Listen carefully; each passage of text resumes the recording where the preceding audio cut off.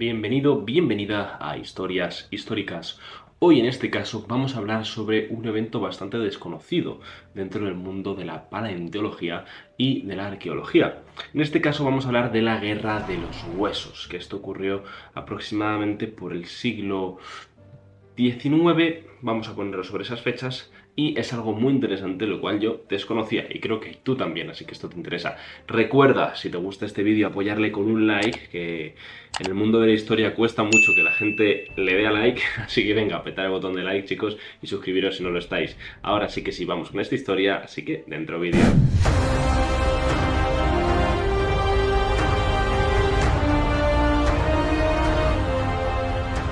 Los dos protagonistas de esta disputa de por vida, denominada la Guerra de los Huesos, fueron Othniel Marsh, el cual vamos a llamar Marsh.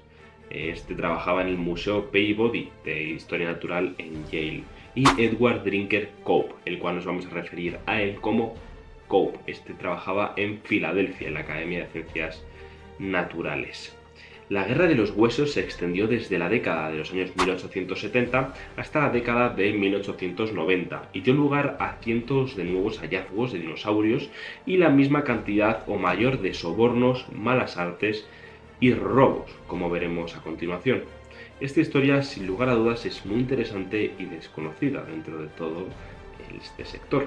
Al principio, Marsh y Cope fueron cordiales, con una relación normal, aunque algo cautelosos, no se fiaban el uno del otro, y es que al haberse reunido en Alemania en el año 1864, parte del problema provino de sus diferentes orígenes. Cope nació en una familia rica de Pensilvania, mientras que la familia de Marsh, en el estado de Nueva York, era comparativamente pobre, y es probable que incluso en ese momento Marsh considerara a Cope un poco diletante, mientras que Cope vio a Marsh como demasiado rudo y grosero para ser un verdadero científico.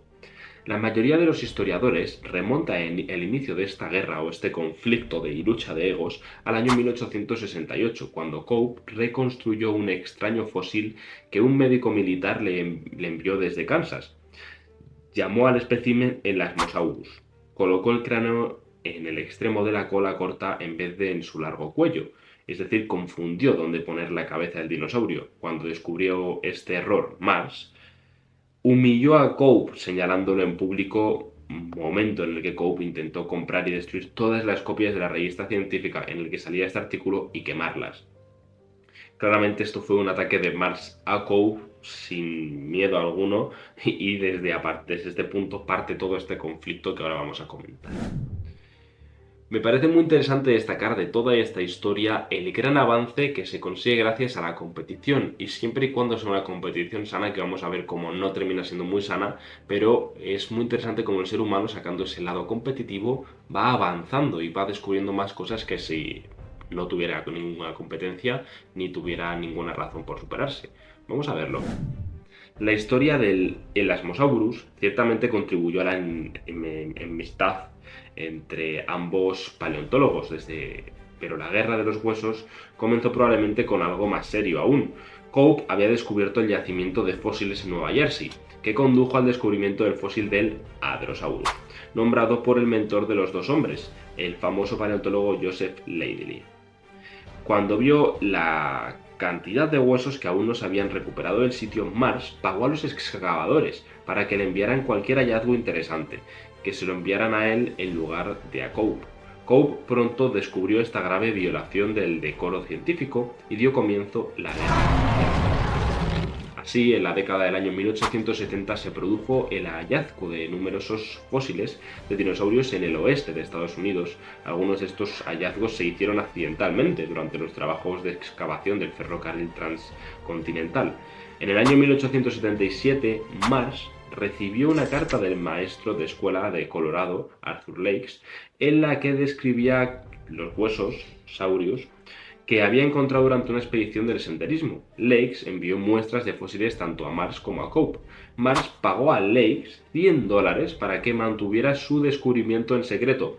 En cuanto descubrió que Cope también se había enterado de este supuesto secreto, fue a reclamarle el mismo dinero a Marsh. La verdad es que era una relación bastante negativa, pero es que no hemos llegado ni a la punta del iceberg. En este momento era de conocimiento general que Mars y Cope estaban compitiendo por los mejores fósiles de dinosaurios, y todo el mundo esto pues lo sabía, lo que explica las subsiguientes intrigas centradas en cómo Bluff y Wyoming, una cresta ubicada entre las ciudades de Rock River y Medicine Bow, usando seudónimos, dos trabajadores del Union Pacific Railroad alertaron a Mars de sus hallazgos fósiles, insinuando que podrían llegar a un acuerdo con Cope si Mars no ofrecía un pago generoso. Es decir, ya como la gente sabía que estos dos estaban enfrentados y Mars pagaba siempre, pues decían, a ver si nos paga algo, les enviamos los huesos a este mismo porque nos da igual a quién enviárselos. Y pues efectivamente, Mars envió a otro agente que hizo los arreglos financieros necesarios y pronto el paleontólogo de Yale recibió furgonetas llenas de fósiles, incluidos primeros especímenes de Diplodocus, Allosaurus, Stegosaurus, etc. Hay que destacar que durante estos años fue cuando se empezó a trabajar muchísimo todo lo que viene a ser la paleontología y toda la investigación respecto al pasado. La noticia de este acuerdo exclusivo pronto se difundió, entre otras cosas, porque los empleados de Union Pacific filtraron la primicia a un periódico local, exagerando los precios que Mars había pagado por los fósiles para cebar esta trama. Pronto Cope envió su propio agente hacia el oeste. Cuando estas negociaciones resultaron infructuosas, porque no eran suficiente dinero, le ordenó a su prospector que se involucrara en el robo de fósiles y birlando huesos delante de las narices de Mars. Poco después, harto de los pagos erráticos de Mars, uno de los hombres del ferrocarril comenzó a trabajar para Cope, convirtiéndose en el epicentro de la Guerra de los Huesos. Este lugar, en ese momento, tanto Mars como Cope se habían mudado hacia el oeste y durante los siguientes años se dedicaron a destruir deliberadamente fósiles no recolectados y sitios de fósiles para mantenerlos fuera de las manos del otro, espiarse las excavaciones del otro y sobornar empleados, incluso robar huesos directamente. Cope murió en el año 1897 y para este momento ambos hombres habían despilfarrado sus considerables fortunas. Sin embargo, curiosamente, Cope prolongó la guerra de huesos incluso desde su tumba. Una de sus últimas solicitudes fue que los científicos diseccionaran su cabeza después de su muerte para determinar el tamaño de su cerebro, pues estaba seguro de que sería más grande que el de Mars. Quizás sabiamente Mars rechazó el desafío y hasta el día de hoy la cabeza no examinada de Cope está almacenada en la Universidad de Pensilvania. Y ahora vamos a los datos más importantes. ¿Qué ocurrió con todo esto, Santi? Porque claro, es una guerra de huesos, ¿vale? Pero ¿qué ha ocurrido? ¿Qué importancia tiene? Pues os lo cuento ahora. El conteo final fue realmente impresionante, ya que Mars descubrió 80 nuevos géneros y especies de dinosaurios, mientras que Cope nombró 56. Los fósiles descubiertos por Mars y Cope también ayudaron a alimentar el hambre creciente del público estadounidense por los nuevos dinosaurios. Cada descubrimiento importante fue acompañado por una ola de publicidad, ya que las revistas y los periódicos ilustraron los últimos hallazgos sorprendentes y los esqueletos reconstruidos se dirigieron directamente de forma lenta pero segura a los principales museos. Aunque el camino está claro que podría haber sido menos vergonzante, sin lugar a dudas la guerra de huesos nos dejó algo bastante positivo, como son tantos descubrimientos.